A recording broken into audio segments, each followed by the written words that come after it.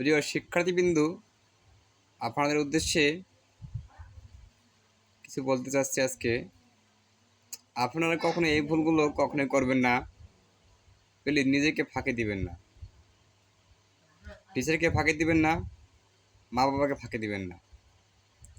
যারা টিচারকে, মা বাবাকে পড়াশোনায় ফাঁকি দেয়, আমি মনে করি তারা নিজের পায়ে নিজে কুড়াল মারে।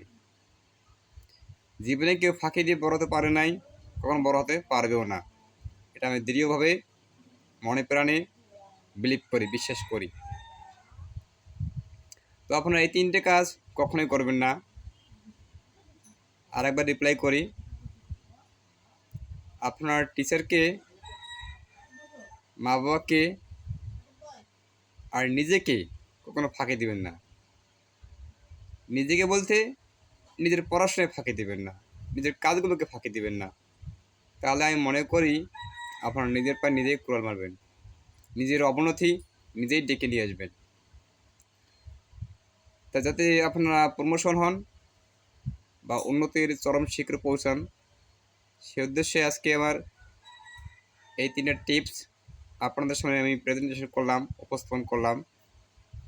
আর কিছু বলতে চাই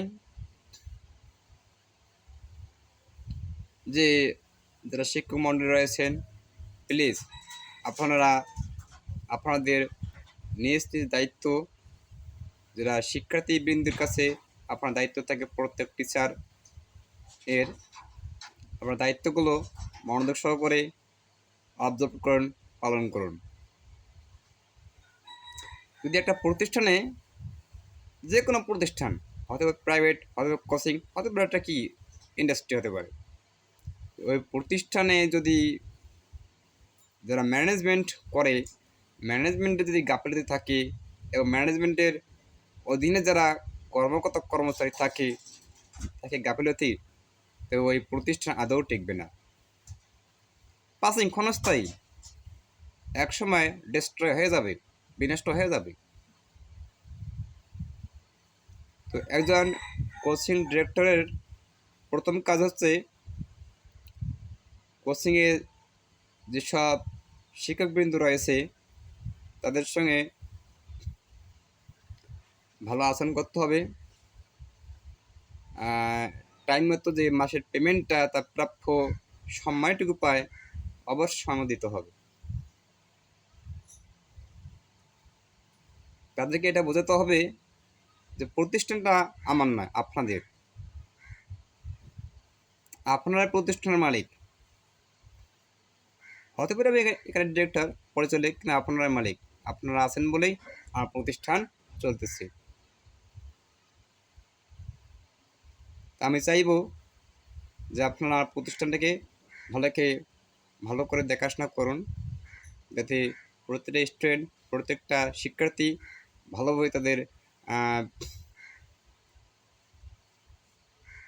যে পড়াশোনাগুলো ভালোভাবে বুঝতে পারে। বুঝতে না পারলেও তাদেরকে বোঝার চেষ্টা করুন। তো আপনারা সবাই আপনাদের দায়িত্বের বিন্দুমাত্র গ্যাপ রাখবেন না। এটা আমার আপনাদের কাছে রিকোয়েস্ট। এভাবে বলতে হবে। তো হয়তো ওই প্রতিষ্ঠানের যে টিচারবৃন্দ আছে তারা একটু অ্যাটেন্টিভভাবে, আপনাদের অবশ্যই যে দায়িত্ব থাকবে তাকে একটু দেখাশোনা করতে হবে। কোন টিচারটা কীরকম ক্লাস নিচ্ছে, কতটুকু ভালো নিচ্ছে, স্টুডেন্ট কতটুকু টেক কেয়ার করে, কতটুকু স্টুডেন্টের কথা শুনে, স্টুডেন্টরা তাকে কতটুকু সাপোর্ট করে, এগুলো আমাদের একটু মনোযোগী হতে হবে। যদি টিচাররা স্টুডেন্টদের ফাঁকি দিয়ে থাকে, তাই ওই শিক্ষা প্রতিষ্ঠান আদৌ টিকবে না, একটা পর্যায়ে বিলুপ্ত হয়ে যাবে। কখনোই একজন টিচার হিসেবে স্টুডেন্টদের সাথে ফাঁকিবাজি করা উচিত না। হ্যাঁ, স্টুডেন্ট বা টিচার চাইলে ক্লাসটাকে ফাঁকিবাজি করতে পারে, এটা কোনো মামুলি কাজ না। আমার দীর্ঘদিনের এক্সপিরিয়েন্স থেকে বলতে পারি করা যায়। তো করা কি আদৌ ঠিক? নিজের বিবেককে প্রশ্ন করুন। যারা টিচার জগতে আছেন, যারা ক্লাসকে ফাঁকি দেন, যারা ফাঁকিবাজি করেন, তাদের বিবেককে নিজেকে একবার প্রশ্ন করুন, আসলে কি আমরা কাজটা আদৌ ঠিক করতেছি কি না। আপনার মাথায় মনে রাখতে হবে, আপনি মাস গেলে একটা মাসিক পেমেন্ট পান, সম্মানী পান, আবার আপনি নিজের কাজকে কেন ফাঁকি দিবেন? প্লিজ, যারা এসব কাজে ইনভলভ আছেন, আমার একটা রিকোয়েস্ট, এসব কাজ করবেন না। আপনি যতটুকু পারেন স্টুডেন্ট বোঝানোর চেষ্টা করেন, সাপোর্ট দেন। আগে আপনি জানুন, পরে আপনি শেখানোর চেষ্টা করুন। আগে আপনার জানতে হবে, পরে শেখাতে হবে। আমি জানি না, আমি স্টুডেন্টদের কী শেখাবো ভাই? তোমার একটা অনুরোধ ভাই, যারা এই পেশাগুলো কতটা ঠিক জানি না, এসব যারা এই জগতে আছেন, এর সঙ্গে ইনভলভ আছেন, তারা মনোযোগ সহকারে স্টুডেন্টদের কাজ করতে চেষ্টা করবেন, যেহেতু আপনার মাসগুলি একটা মাসিক সম্মানী পান। ওকে, ভালো থাকবেন। যারা এই জগতে আছেন তাদের উদ্দেশ্যে আজকে আমরা এই ভিডিওটা। আর সকল স্টুডেন্টরা সবাই ভালো থাকবেন। আমাদের শুধু দোয়া রাখবেন, দোয়া আশীর্বাদ করবেন। বর্তমান যে পর্যায়ে আছি, ফিউচারে এর থেকে ভালো পর্যায়ে যেতে পারি, এতটুকু আপনাদের প্রতি আমি এক্সপেকটেশন রাখতে পারি। তো আমার চ্যানেলটি অবশ্যই সাবস্ক্রাইব করবেন, যারা নতুন এসেছেন, লাইক দিবেন, কমেন্ট করবেন।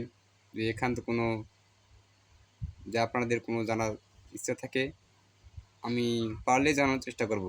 আমি যে সব পারি তা না, আমি সামথিং কিছু ইংলিশ, ম্যাথমেটিক্যাল কিছু পারি, সামথিং। খুব যে স্কিল পারসন তা না, একটু সামথিং ধারণা রয়েছে আমার। ওকে,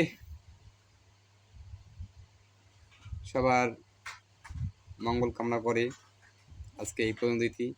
সবাই ভালো থাকবেন।